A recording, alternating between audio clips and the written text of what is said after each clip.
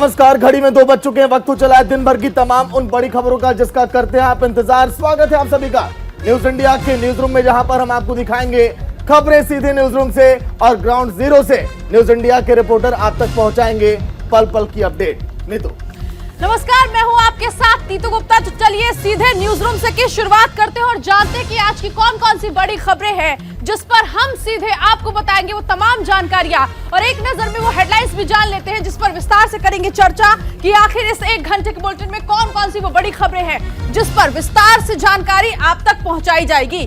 तो चलिए शुरुआत करते हैं सीधे न्यूज रूम से। और पहली खबर, अतीक की गाड़ी ना पलट जाए, ऐसा हम क्यों कह रहे हैं? क्योंकि एक बार फिर से प्रयागराज लाने की तैयारी में अतीक अहमद को पुलिस प्रशासन कर रही है, यूपी की पुलिस प्रशासन कर रही है। अपडेट इस बुलेटिन में आपको बताएंगे। तो चलिए आज के दिन की दूसरी बड़ी खबर होगी अतीक की गाड़ी ना पलट जाए। इसके बाद हम जिक्र करेंगे कांग्रेस की भी, यानी कि सचिन पायलट के। सचिन पायलट के अनशन से टेंशन आखिर क्यों है? कांग्रेस आलाकमान इस समय हरकत में क्यों है और सचिन पायलट ने कदम क्यों उठाया, ये भी आपको बताएंगे। तो ये दूसरी खबर। और चलिए अब नजर डालते तेजस्वी यादव से जुड़ी हुई तीसरी खबर पर। तेजस्वी से ईडी की पूछताछ शुरू हो चुकी है और जिस घोटाले को लेकर पूरे परिवार पर तलवार लटकी है, अब ऐसे में आज तेजस्वी यादव से पूछताछ की जा रही है। अपडेट इस बुलेटिन में आगे। तो आज के दिन की चौथी बड़ी खबर आपकी बल्ले बल्ले, यानी कि राष्ट्रीय पार्टी का तमगा इस समय हासिल हो चुका है आम आदमी पार्टी को। इसके बाद आम आदमी पार्टी में जश्न का माहौल है। लगातार प्रेस कॉन्फ्रेंस की जा रही है। अरविंद केजरीवाल ने आज के दिन क्या कहा है, इस मौके पर यह भी आपको बताएंगे। तो चौथी खबर के बाद अब जल्दी से नजर डालते हैं पांचवी खबर पर। कांग्रेस का शक्ति प्रदर्शन आज वायनाड में देखने को मिलेगा। रोड शो की भी तैयारी हो चुकी है, पूरी जानकारी इस बुलेटिन में।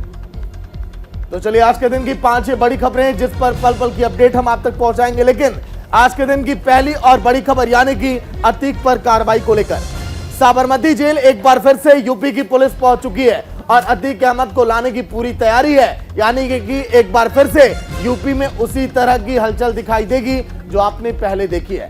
अतीक अहमद की बात करें तो जिस तरह से उमेश पाल हत्याकांड में आरोपी अतीक अहमद इस समय एक बार फिर से अब घिर चुका है।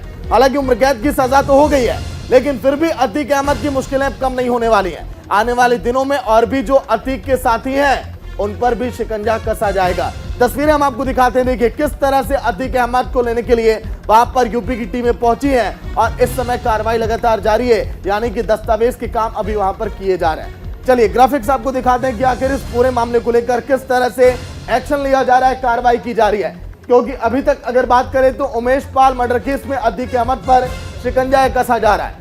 वहीं इसके साथ ही साथ अगर हम बात करें उमेश पाल मर्डर केस में कई ऐसे आरोपी हैं जो अभी भी फरार हैं। यूपी की पुलिस तलाश करने में लगी है, लेकिन पता नहीं चल पा रहा है। अतीक अहमद को एक बार फिर से यूपी लाने की अब तैयारी है। जैसा कि हमने और नीतू ने जिक्र किया कि वहां पर यूपी पुलिस की टीमें पहुंच चुकी हैं, कागजी कार्यवाही फिलहाल की जा रही है।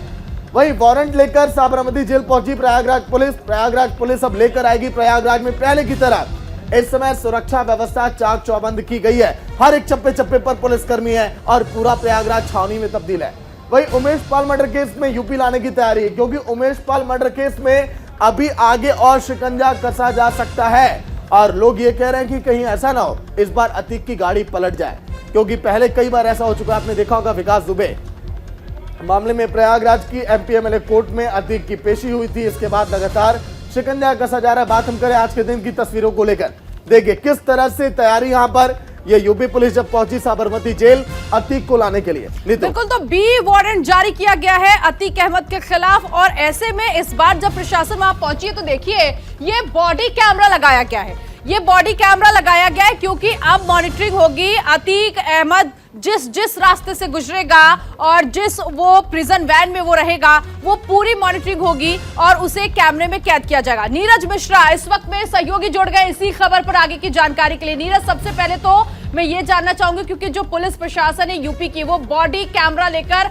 अब नजर आ रही है, ऐसा करने की जरूरत इस बार क्यों? क्योंकि इससे पहले तो हमने नहीं देखा था, और अब इस बार करने के पीछे की मंशा क्या है?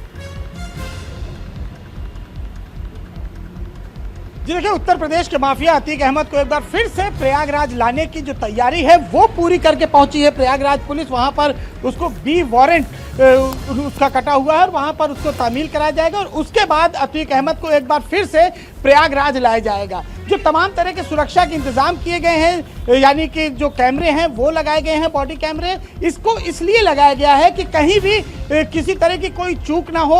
और जैसा कि अतीक अहमद या उसके भाई अशरफ ने कहा है कि हमें डर है कि कहीं कोई रास्ते में कोई अनहोनी ना हो जाए, यानी उन्हें पुलिस पर भरोसा नहीं है, तो उसके लिए एक एक चीज, एक एक पल रिकॉर्ड होगा। इसके लिए जो तमाम कैमरे, बॉडी कैमरे लगाए गए हैं, उसको सुरक्षा के लिहाज से कि जिस तरह से पहले सुरक्षित उसको प्रयागराज लाया गया था और सुरक्षित ही वापस साबरमती जेल भेजा गया था, तो पूरे सुरक्षा के चाक चौबंद इंतजाम है कि कहीं किसी तरह की कोई। लेकिन नीरज, कई ऐसे भी साथी हैं अतीक के, उमेश पाल मर्डर केस में कई ऐसे बड़े आरोपी हैं जो अभी भी फरार हैं। यूपी पुलिस अंधेरे में तीर मार रही है पिछले महीनों भर से, उनकी तलाश अभी नहीं हो पाई। क्या उस पर पर्दा डालने के लिए अतीक पर लगातार ये कार्रवाई की जा रही है ताकि जनता को लगे और अधिकारियों को लगे, लोगों को ये दिखाया जा सके कि हाँ शिकंजा हम कसने में लगे हैं? नीरज,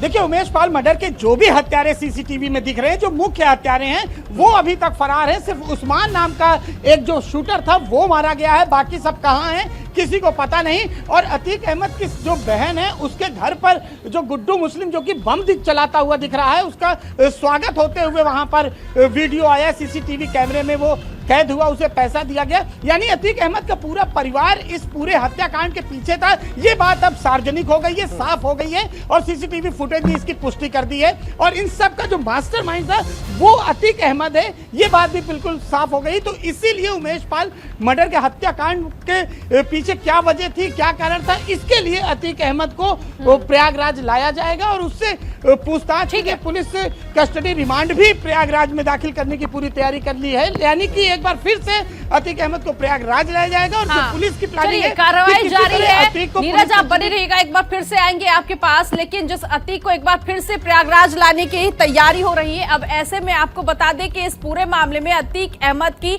आतंकी कहानी क्या है, इस पर भी एक नजर डाल लेते हैं। अतीक की आतंकी कहानी देखिए, उत्तर प्रदेश का माफिया है अतीक अहमद, बाहुबली इसे कहा जाता था, लेकिन अब ये माफिया जो है वो कमजोर हो चुका है क्योंकि उत्तर प्रदेश सरकार इसके खिलाफ सख्त कार्रवाई कर रही है। सागर, देखिए 1989 से 96 तक तो निर्दलीय विधायक रहा अतीक और कई बार तो जेल में रहते रहते चुनाव जीत गया। ये इसका दबदबा हुआ करता था प्रयागराज में, पूरे यूपी में। नीतू 5 बार विधायक रहा, 1 बार फूलपुर से सांसद ये रहा है। और देखिए इसकी दबंगई, जब वो विधायक रहा चाहे सांसद रहा, दबंगई इसकी जोरों पर उस वक्त थी।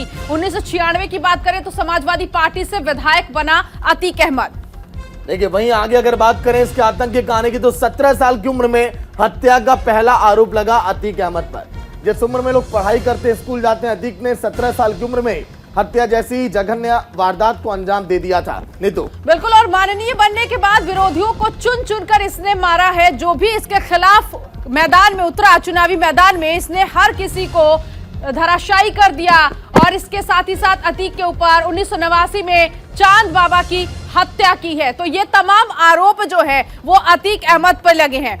और अब ऐसे में 2004 में बीजेपी नेता अशरफ की भी इसने हत्या की है। नीरज लगातार हमारे साथ हमारे सहयोगी बने हैं। कहानी तो हमने जान ली नीरज की, देखिए किस तरह से 17 साल की उम्र से लेकर अब तक इसने क्या क्या कारनामा किया है। लेकिन अब यूपी सरकार इस पर सख्त एक्शन लेने की तैयारी में है। जब इसे प्रयागराज लाया जाएगा, कोर्ट में पेशी होगी नीरज, तो वो कौन सी तारीख होगी जब इसकी पेशी होगी, कोई जानकारी मिल पाई है?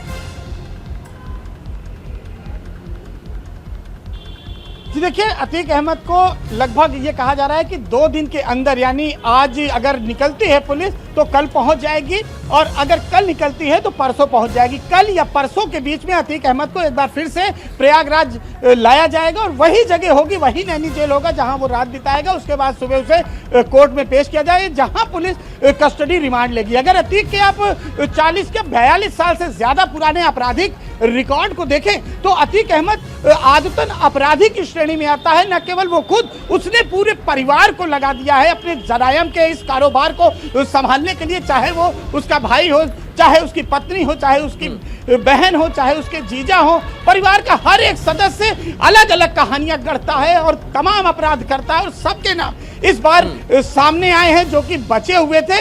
इस बार जैसा कि मुख्यमंत्री योगी आदित्यनाथ ने साफ संदेश दिया कि उत्तर प्रदेश में माफियाओं, लेकिन नीरज यूपी लाने के बाद अतीक को प्रक्रिया आगे की क्या होगी? क्योंकि साबरमती जेल से अगर लाया जा रहा है तो कई लोगों के जहन में ये सवाल है कि यूपी लाकर पुलिस करेगी क्या, कोर्ट कार्रवाई क्या होगी इस दौरान?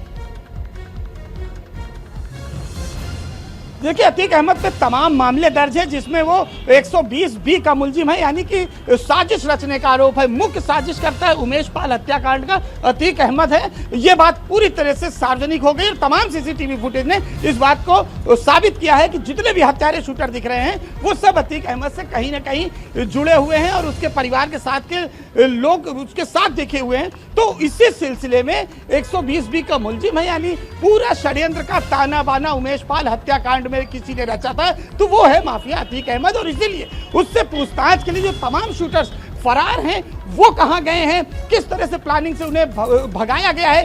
देखिए, अतीक अहमद के जो पुराने अधिकारी हैं, जो तमाम पुलिसकर्मी हैं, वो बताते हैं कि हत्या या कोई भी अपराध करने से पहले वो बचने का प्लान भी तैयार करता है और इसीलिए हत्या के बाद जो मुख्य शूटर है वो कहीं नहीं मिले, यानी कि अतीक अहमद ने उन्हें सेफ पैसेज उपलब्ध कराया। जैसा कि सीसीटीवी में सामने आया कि जो गुलाम है और जो गुड्डू बमबाज है वो किस तरह से उनके सिस्टर के घर जाता है, वहां पर देखने वाली बात ये है कि इस बार किस तरह से प्रयागराज में एंट्री होती है अतीक अहमद की। बहुत शुक्रिया नीरज इस जानकारी के लिए। तो कुल मिलाकर देखिए, अतीक अहमद को लाने की जो तैयारी है एक बार फिर से शुरू हो गई। इससे पहले तो कई मीडिया कर्मी और उनकी गाड़ियां जो है अतीक अहमद का पीछा करते हुए नजर आ रही थी कि बीच में कोई अनहोनी ना हो जाए, लेकिन इस बार की जो तैयारियां हैं वो और ज्यादा सख्त कर दी गई है।